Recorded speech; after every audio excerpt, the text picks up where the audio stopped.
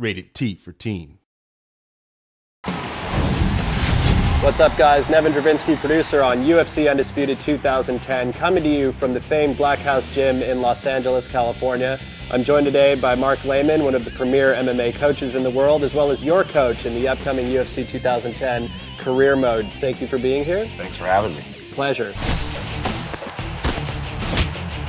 So Mark, obviously one of the most noticeable combat improvements that we did this year was the concept of sways, where we're now able to duck and lean. Well, swaying allows you to see your opponent's attack and then dip out of the way so you're not getting hit with it, and it also allows you to come back with a counter attack. And there's some great examples of this, like Anderson Silva used this masterfully against Forrest Griffin in UFC 101, where he's able to... It was a clinic, right? Yeah, it was pretty insane. And you mentioned the fact of countering off of the sways, and that's one of the really important aspects of the system in the Undisputed game. Yeah, it really brings the octagon closer to the fan.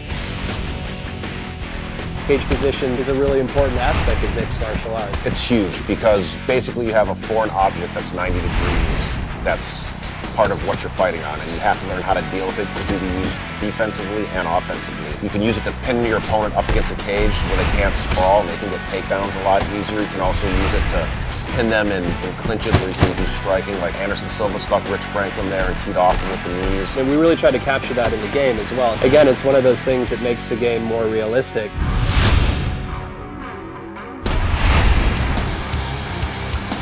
And Mark, you know, one of the things that I'm most pleased with in terms of improvements that went into the 2010 product was the submission system. You know, last year in 2009, we had this very sort of static state of animations where, you know, there'd be this initiation of a submission. Enough of your technical bullshit. Right. Basically what happened, I got to play the game, and it's awesome. You get to actually see the joint being manipulated, and the camera zooms in to let you know what's getting torqued, and then if the guy's defending, it kind of pulls out, and it just makes it a lot more visceral, and you can feel what's really going on with the submission.